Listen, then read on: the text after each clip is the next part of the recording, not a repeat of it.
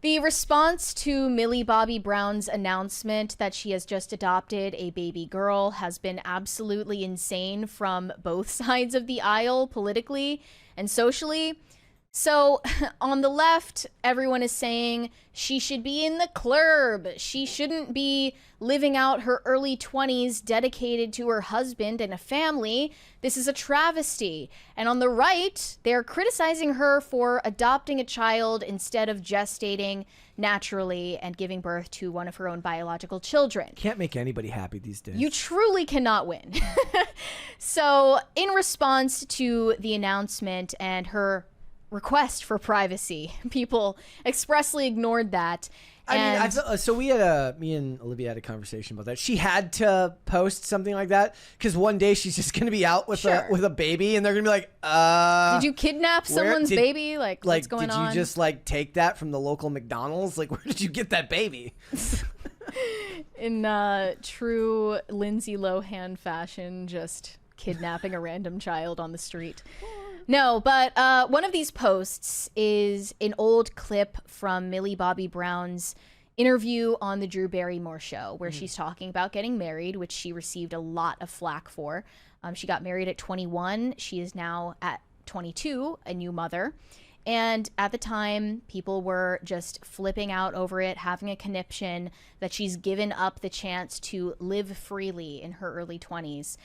This clip shows Millie Bobby Brown talking about how she really doesn't have female friends, and that was why her bachelorette party was one person, her, which is kind of sad, but let's hear her. Talk birthday. I know, my 20th birthday was so fun. I was what was it, may I ask? Well, it was wedding themed. Oh, was it also a bachelorette combination? Yeah, it was like a combination because I was like, I'm not gonna have a bachelorette party. I don't party, just in general. Also, I don't have many girlfriends. I have more boyfriends. Like Jake's fraternity brothers back in college are like some of my closest friends. And so we had like a bachelorette party, but I was the only girl. Let's talk birthday. So there were no women at her bachelorette party. And the caption here says, thinking about Millie saying her only friends are her husband's friends, maybe she will make some mom friends now that she's a mom. Yeah. And one of the responses said, her life is so effing depressing. She's so millennial coded in that all the millennial women are like, I'm gonna hang out with guys. Women are so much drama. Yeah, thankfully she didn't say anything like that, but I think people are projecting a lot. Like, there's a lot that they're reading into her saying that was not said. Yeah. They're assuming that she has given up the chance to have a group of female friends forever just because she's married or just because she's a mom, which is ridiculous. You know, you can still have a vibrant social life, especially in an industry like hers, while also being married and having a child. One of the responses also said, her parents pimped her out when she was still a minor and had a pretty traumatic relationship with a 20-something-year-old TikToker when she was 16, and she was apparently groomed by Drake too. Real. This is probably the closest thing to normalcy that she's had in the last decade. And I agree with that. L take for not using normality and choosing normalcy. You had a chance to be unique there, and you didn't take it. I think that conservatives don't really pay any mind to how do you rhetorically make marriage seem like an appealing prospect to Gen Z? You're not going to shame them into it, right? You're not going to tell them, like, you have to do this because it's the right thing to do. You have to get married because it's trad. And population collapse. And because happening. The population is collapsing.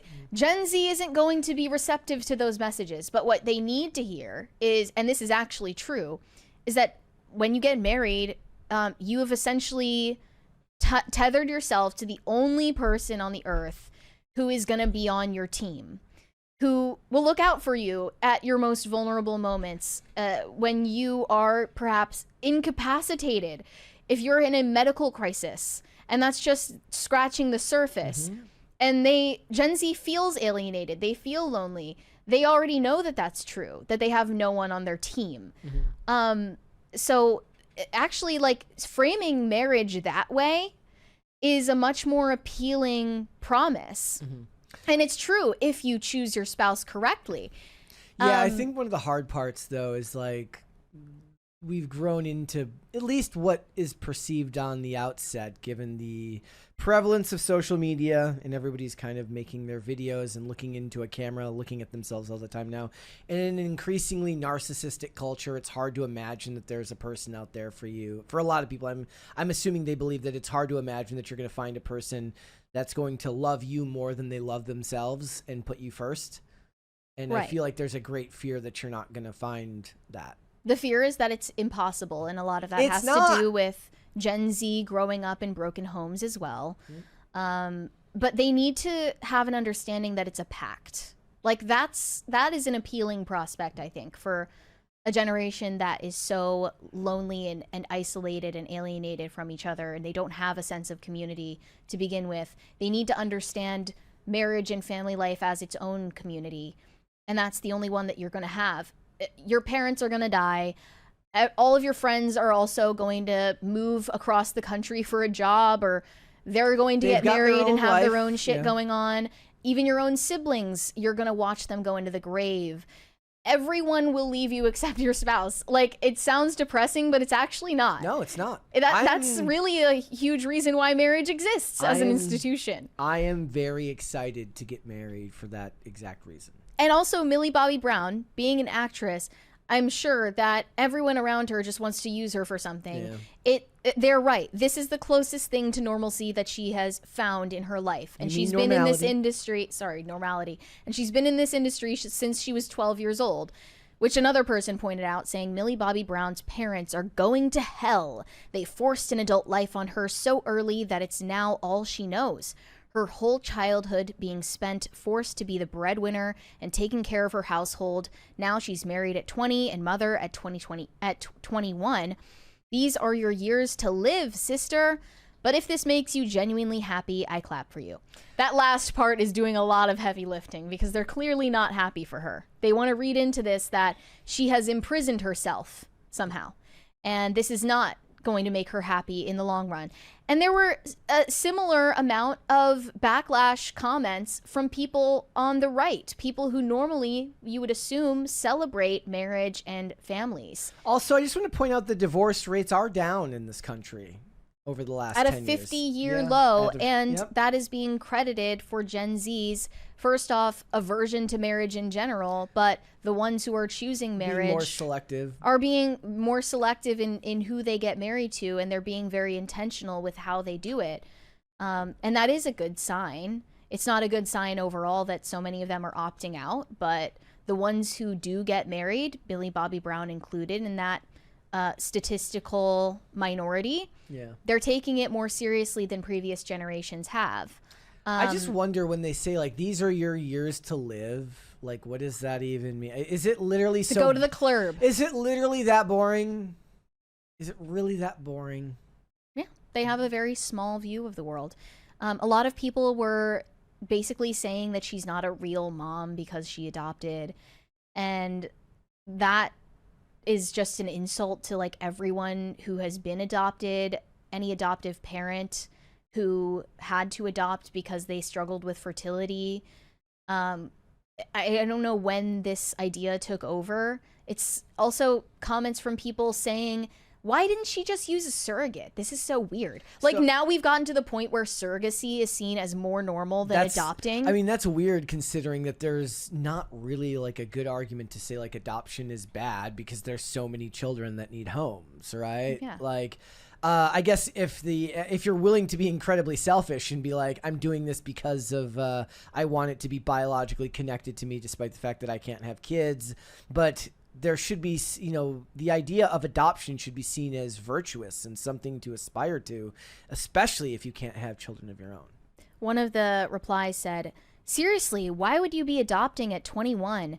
Can't her man produce, or can't she carry? This is weird AF, LOL. It's literally not weird. It's not weird at all. Like, I would find it weird if she hired a surrogate. That would be weird. And another one said, what? Can't they use surrogacy or something? Like, that's seen as the default now? Another one It's very said, eugenics. if she's so interested, why can't she give it a shot for being a real mother? How do you know that she didn't? Like, that's what I was saying yesterday, is she very well could have not been able to conceive naturally, and it's a good thing that she adopted as an alternative. And no one is saying that's superior. Yeah. It's just what was possible for them. This was always the second this became public discourse, this was what was going to happen. People were going to put out hypotheticals that can't even be realistically applied because you don't have enough information on the situation, because it's none of our business. Here's another one. How does one become a mom via the same process as visiting a PetSmart? I don't think you know how They went to the baby store? I don't think you know how difficult the adoption What? process actually is. I did see another one that said they let 21-year-olds adopt. Yeah, if they can prove that they're fit parents. Yeah. They let 21-year-olds have their own babies all the time as well. Another one from a right-wing account said, what is this woke nonsense? Give birth to your own child. This is evil. Like, that's just such an evil thing to say. And she did something selfless by adopting. Yes. And obviously people can adopt for wrong reasons, or a mix of right and wrong reasons, but they're making a lot of assumptions. Another one said, adoption is great, but they should definitely have some white children. Like, as if they know the ethnicity of the baby that they adopted. We're getting into like terminally online political brain people that don't understand how to. They do not understand how to interact with the world without the lens of politics. And it's, again, like I felt with the Oasis feminist and the weird interpretive dance lady, this is just a person on the other side of the aisle where I just kind of feel bad for them.